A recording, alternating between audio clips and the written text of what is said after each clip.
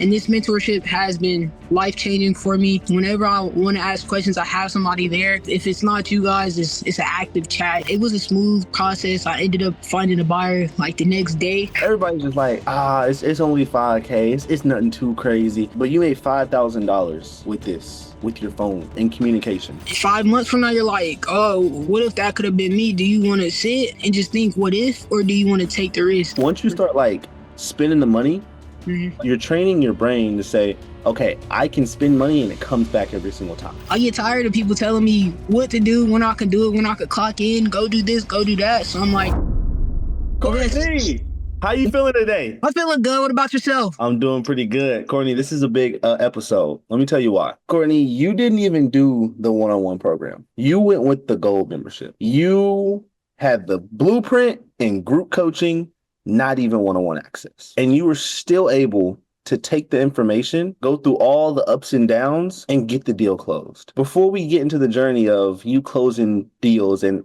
I don't know, you said you got 3 contracts right now, like you got more deals that you about to sell. I just want to know how you even got into this industry, because most people don't even know about wholesale real estate. So how I got into it, I was in college, my freshman year of college, last semester actually. I was trying to think of ways to make more money while in college. I started working at Walmart. I wasn't a fan. I've never been a fan of working for people. And my mom, she's into stock trading and she does day trading. So she's the one who sent me, it's called maybe Invest Base. She's the one who sent me the class or the video to watch. And when I watched the video of Wholesaling, I was like, I got to do that. So from that point, maybe like late November, I just started watching a whole bunch of YouTube videos, back to back, taking notes, reading books. And then that's when I started cold calling. Pretty much I was scrambled. I didn't know what to do or how to do it. Just going based off of YouTube videos. And that's how I started. And that's how I found out about wholesale real estate. Okay. You come across wholesale real estate. What made you actually want to take action with it? Because most people see it and they're like, I'm not going to do that. Yeah, I'm like, I could sit on the phone and make money. And I like to hustle. I love money. When I was in high school, I had a business where I was selling banana pudding. I used to go to school with book bags full of candy. So just to sit and be able to call people, hustle, you know what I'm saying, get to know people is like something I could do. I could do this at school, after my classes, work on my schedule. It's just something that worked for me, not to mention a big check off of a phone call. Check. Now, before wholesaling, did you try any other business model? I tried day trading. I couldn't sit at the screen and do that. It wasn't for me. It was too complicated for me. It didn't give me any fun or enthusiasm to it. Yeah. What do you like about wholesale? It's like a game. It's a numbers game. And then it's also like, if I could make that much money off of just calling, it's also like a challenge. You're building social skills. You're learning how to talk to people. You're learning how to negotiate with people. You're learning how to problem solve. There's so many different aspects into wholesaling. And then it's kind of fun. Even when I don't get what I want to do, it's like perspective is everything. I didn't get it, but I won't be mad at myself. Is how can I shift gears? How can I learn from that? How can I make a difference, Yeah. Now, you did something special in your entrepreneur journey, and you did what the 1% does, but the 99%, they're like, nah, I'll never do it. You got a mentor. Now, this doesn't promote mentorship or anything like that, but I'm genuinely curious because I try to do it by myself too. Why not just try to do it by yourself? What made you go the other route and just say, you know what, I'm going to get a mentor to show me exactly what to do? First, I think investing in yourself is the most important thing that you could do for yourself. Following after somebody who's done it and who can show you how to do it step by step is the most important thing that you can do. The blind is going to lead the blind, but it's an important value to have somebody that can show you. Now, as far as going with the mentorship, I had one previously. It wasn't working for me and I couldn't figure it out. I'm like 4 months in. I'm like, I can't figure it out. I was on Instagram scrolling. I saw your video and it caught my eyes. Like, I want that. And so from the call that I had with the one guy, maybe Andrew, Ashton, yeah. He told me a lot about it, asked questions. It just sounded like something that was good for me. I was willing to take that risk. And this mentorship has been life-changing for me. It's access. Whenever I want to ask questions, I have somebody there. If it's not you guys, it's an active chat. It's always involving. And then you make friends. It's like a challenge. Like, oh, well, they can't beat me. I got to do this. It's just always progress. So I love that. Now, it was funny because I was reviewing some of our calls. I was reviewing some of Ashton calls, and I came across your call. And at the end of it, whenever he was just like, all right, it's time to make the payment, you was about to get out of it. You was about to say, I think you want to talk to your aunt who was in real estate. And you was trying to get off the phone so bad, but Ashton didn't let you go. And then you finally was just like, all right, I'm going to do it. Yeah. How is that feeling whenever you made that investment in yourself? I felt good. I was just scared to take that risk. But being said that I took that risk, it did feel good once it was done. And then to me, it was just like, okay, well, now you took the risk. Now you're gonna get whatever you put into it. If I don't get the results that I want, that's my fault. I can't blame anybody but me because you guys are giving me the resources, ample resources. You guys are very active. So it did feel good for me, especially once I put the work in, I was getting the results that I wanted to. Yeah, I want to say I appreciate you trusting me. I'm a host. Towards I'm jumping around on camera. I'm making jokes and stuff like that. I'm the one person that nobody should be taking seriously. People, whenever they invest in me and they trust me, I appreciate it more than you know. Yeah. So get into the blueprint. Start getting on the phones. I remember at first you was a little nervous. Mhm. And then you finally got over it. How'd you kind of get over that nervousness talking to these sellers? Do I want to waste my time all day after school and just call people and not get any results, or do I want to make a difference? Do I want to feel that energy from being able to accomplish something by myself? Like, hey, I did it. I had people to help me, but I did it. It was. Do I want to sit, waste my time, or do I want to make a change, make a difference in myself? Yeah. On your journey so far, what's been the biggest lesson you've taken away? Patience, patience, patience in your tone. Before this, it's easy to, when somebody gives you attitude, it's easy to give it back to them. Patience books. My biggest thing is when you're talking to people, you're not always going to talk to anybody who's just kind to you. So you have to be patient with people. You have to keep that tone. You have to keep a calm level. So my biggest thing I've learned is patience. That's probably my biggest thing, patience. Patience. You had patience. Mhm. Finally come across your first lead. They want to sell. Now, you came across some other leads, I'm sure, but I want to talk about the one that actually closed. Mhm. Tell us the story on how you even found this lead. Don't tell us the city, the state. What made you want to go in this state? And just give us the whole rundown all the way up until you got the first contract. Right. So what made me go into this state? Well, I actually go to school in Huntsville. I go to Alabama A&M. I had a guy who was in wholesale real estate, and he has a business. He leaned off of his mentorship, but I hit him up one day. I went to his office, and I was just talking to him. He was showing me a couple things. One of his guys actually showed me how to pull the list. So he pulled the list for me, gave it to me. I'm calling people. I didn't call people for like 2 weeks now. I'm like, okay. Like, what am I doing? I was actually sitting one day. I was sitting after class at the table. I was calling. I'm like, all right, I'm ready to be done. I kept calling, and the guy picked up the phone. He like, yeah, I want to sell the house. I'm like, for real? I'm like, you want to sell the house? So I got really happy and excited. So from there, he wanted to sell the house. It was a tear down house that had caught on fire.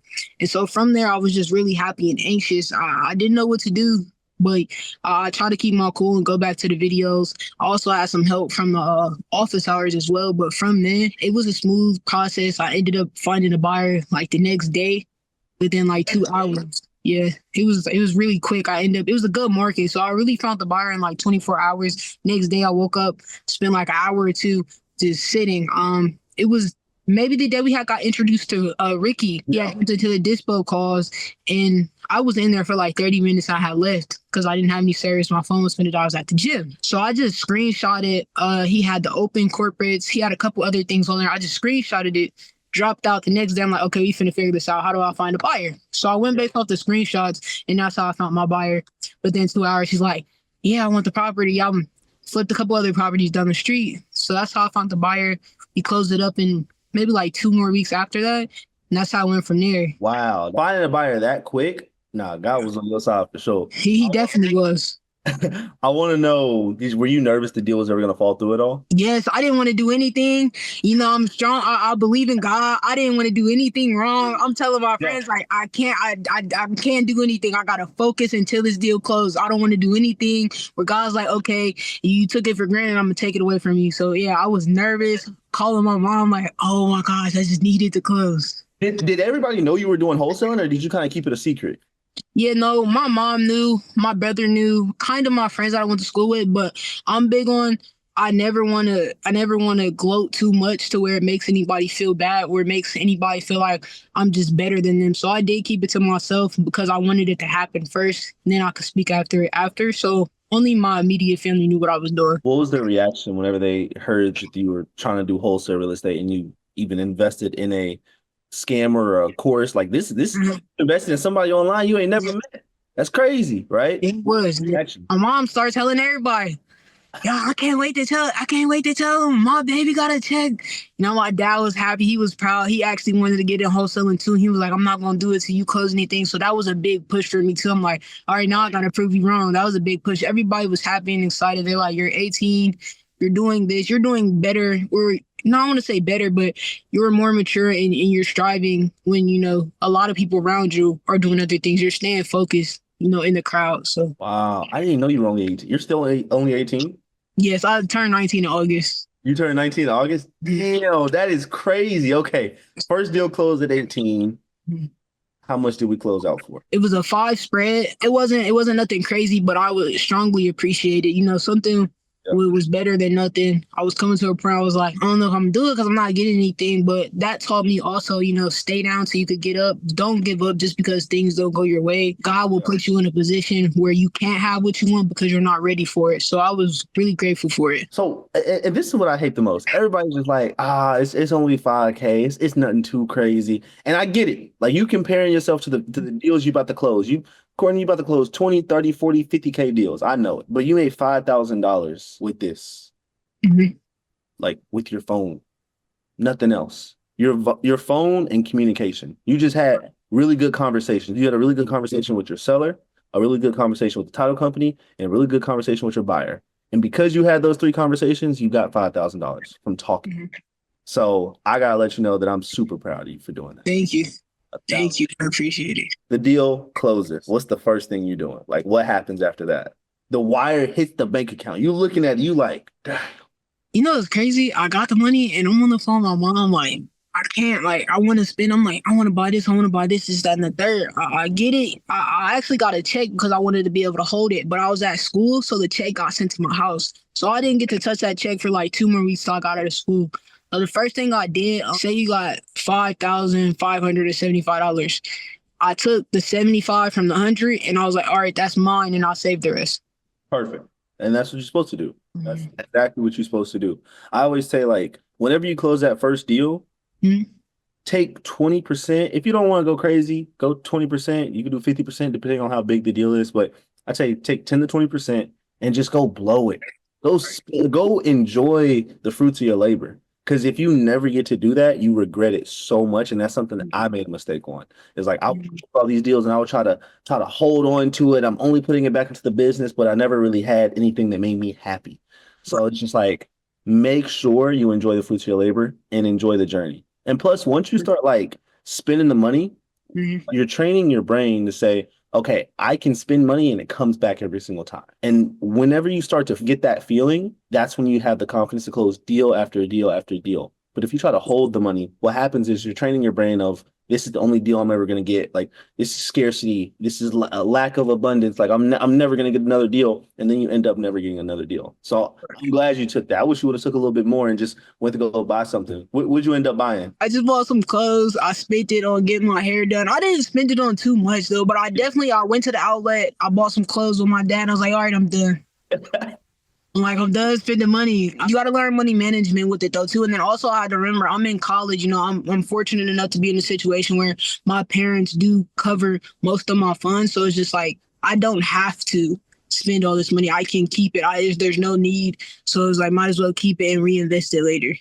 Yeah. There is somebody that was, I say, Courtney, 6 months ago, a year ago, however long ago, they're seeing wholesale and they don't know if it's real. They don't know if this is an actual industry that actually works. There's no way. You got to be special to be able to hop on the phone and close deals. I can't do it. What advice do you have to that person who's never closed a deal before? Do you want to sit and 5 months from now, you're like, oh, what if that could have been me? Do you want to sit and just think, what if, or do you want to take the risk?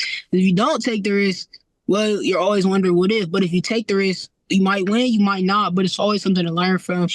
Based on what situation you're in, to be able to sit on the phone and you're not clocking in, having to tell you, you're making your own hours, you're not clocking in $5,000, you made more than what you're about to make over the course of 2 months from a 9 to 5, it's worth it. Take the risk, take the time, you create your own hours. When it comes to hopping on the phone, you don't know them, you're not ever going to see them. Try to be honest and transparent, but if not, just be as honest as you can. Be yourself. Hop on the phone. One day you just got to do it. Okay, I'm about to do it today. Hop in the game. It's like basketball.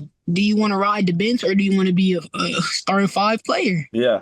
Yeah. Yeah, that's my advice. And be yourself, stay true to yourself, and always believe in yourself. Just because you don't get what you want does not mean you cannot make it. Like I said, when it's your time, it's your time. God is going to give it to you.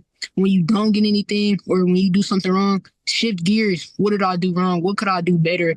Like, where am I going wrong? Where am I not putting in enough time? What am I saying? Do I need more practice? Things like that. Yeah. I want to ask you this question because I know you're in college, and most 18-year-olds in college in your position, they're not trying to wholesale. They're not trying to build a business. Right. I guess what makes you different from them? What was the switch in your brain? You're just like, I can't be like this. I can't be like them where I'm just showing up to class, only going to college, about to work a 9 to 5. Like, what made you different? What made you want to go the different path? Well, when I was in high school, my senior year, when it came to the end of senior year, I'm like, all right, over the summer, I'm gonna do everything that I want to do. Most people my age, I'm gonna drink, I'm gonna get drunk, I'm gonna do everything that I want to do. So when college comes around, I could lock in and focus. So when I got to college, it wasn't just me being focused. I also missed home though. So me being homesick, I got to a point I was just sitting in the room, pressed. I didn't want to do anything. But I had to shift gears. Like my mom, you got to make the best of your time. That's what she used to tell me. And then being in those dorms, working at Walmart, I get tired of people telling me what to do, when I can do it, when I could clock in, go do this, go do that. So I'm like, I got to do it. And then, like I said, I partied so much the summer before my freshman year. It was just like, I'm not missing out on anything. Parties in college, one party is going to be the same party 6 months from now. Yep.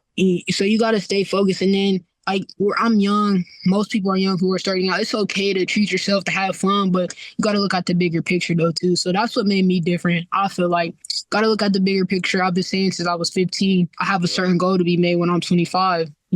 Just certain things. It's not worth it. Yeah. So that's just what shifted me. And then I want to be able to support my parents at a young age. I want to be financially stable. So that's what shifted me. That's what made me different. I could take out the noise when I want to do something. You want to take care of your parents. And I love that you say that because the sentences before seems like they're taking care of you right now. They're helping with college. What pushes you so hard to want to take care of them? My freshman year, my first semester, I was so depressed in college. My parents used to tell me, oh, you going to remember this when you're older. As I'm growing up, I'm like, I don't care what you're talking about. But sitting in that room, not having anybody, I started to go to church more too, pray. I start to really feel how much my parents have done for me, how many times the tears, they're coming home from work stressed out. They show up for me, haven't missed a game or anything of that sort. So I really started to appreciate them. Like now I have to be able to turn the tables and be able to take care of them. I see my parents take care of their parents. I guess nothing. So I want to come to a point where my parents don't have to do anything at an early age. I watch my mom come home stressed from work every day or in the house, work from home, stressed, doesn't like her job. Parents always used to tell me growing up, you'll never work a day of your life if you love the job that you do. So I see that. I see the work they put in. I see the background they come from. Like, I got to be the one next. I got to be able to do this. I got to be able to take them on trips. I want to put them up. They want to travel. I want to be able to put them up in the house in the next couple of years, pay the house off so they could travel. They don't got to worry about anything. So that's where I'm at. You're already on track to do that. And the fact that you have that mindset at 18 is fucking crazy. Thank you. If mom or dad are watching this, Courtney is going to make sure you retired and the house is paid off. And to mom, I know mom was super supportive of it. Shout out mom, shout out pop, shout out brother, shout out to anybody who supported you on this journey. Because being a new entrepreneur, getting that support is so rare, super, super rare. So shout out to them for that. What's the next goal? What do we want to do? You close the first deal. What's next? What's the next thing we got to take down? So currently I've locked up a couple different deals. The market, a lot of sellers, not enough buyers. So I need to shift gears. Yep. So the next move for me is I want to grow into making another business to where I don't have to, while I'm sleeping, I'm making money. So I want to get into vending machines. That's smart for me. Longer down the line, while I'm still in college, I want to purchase a house as an asset. And I want to get into stocks too. So that's what I want to do. Sometimes I'll be in the car like, oh, when I close this deal, I'm gonna buy this, that. Like an hour later, it'll go away. Like I want to have that longevity. So I really just want to save and reinvest it in myself. The first thing I want to do when I close my next couple deals, invest in investor base. Once I close probably like my 5th or 6th deal, then I'll get into getting a dialer when I really mastered. So now I could teach somebody else how to do it for me, how I want to do it. So that's what I want to do, master dispoing, master cold calling. And then not only that, I want to be able to influence other people, like not so much talking, but be able to influence other people and help people where they need to be helped. Yeah. And I love that you're helping brother now too. Oh, it's a struggle. It's a struggle. Sometimes I gotta remember that's my brother, but it's definitely a struggle. Hey, you're putting family on, and most people don't even do that. So the fact that you even trying, I know it's going to be a struggle. The hardest people to work with is family. There's nobody else that's harder than that. Literally. But there's also, it's nothing like winning with your family. Nobody can top that. Friend, best friend, nobody could top winning with your family. So exactly. That's amazing. Is there anything else that you want to share to anybody who's watching this video? Is there anything that they about to click off, they about to get back into their day, they about to maybe start wholesaling, maybe get back into the blueprint? What do you want to share with them? pick up a book. You know why people write books is because people will never pick them up. There's so much information in books. Doesn't matter what type of book you read. You only need one person. So make 10,000 calls. You only need one person. Stay confident in yourself. Don't ever let anybody tell you that you can't. And when you are knocked down, don't ever throw hate on yourself. Don't throw yourself down. Think, okay, that one's done. Keep going. Yep. You're bad. Get up and keep going. Keep running. You know what I'm saying? It's always more room. It's a numbers game. So that's my word to everybody else. Confidence. That was so much game. That was so much. This is the book I'm reading right now. This is The Road Less Stupid. This book right here, this is the Bible for entrepreneurship. The Road Less Stupid. Pick this up. I don't know. It might be a little too advanced, but like I think you could still take a lot from it. Over and over again. This is a really, really good book. Where'd you get it from? You have to send it to me. I just got it from Amazon. I ordered it on Amazon. Okay, for sure. But Courtney, I appreciate you sharing your journey, sharing your story. If somebody's watching this video and they didn't get inspired to get up and start getting into wholesaling, they're crazy. They're crazy. So I appreciate you sharing your ups and downs and like what you're doing and how you even got to the point that you are, because the hardest part is getting that proof of concept. And now that you got that, it's just going to be a snowball effect, and deal after deal after deal is about to start hitting. So I want to let you know, as your mentor, as your coach, I'm so proud of you. I'm so proud of you. Thank you. Blueprint, because you see people coming to the blueprint all the time. You see how big the blueprint is. Yeah. People don't take action and they just complain and they stay in the same position. But to see you actually take what I put in there, because you know I put a lot of hours into that blueprint. Yeah. Oh yeah, I know. To see you actually go in there and take action, that means the world to me. So I'm excited for you to retire parents, pay off the house, take care of them, and then also help brother get into the industry as well. For sure. Thank you, Roy. I do appreciate you so much, and I appreciate you for the resources and your sense of humor, though, your kindness and your heart. I really do appreciate it. Thank you so much. Of course.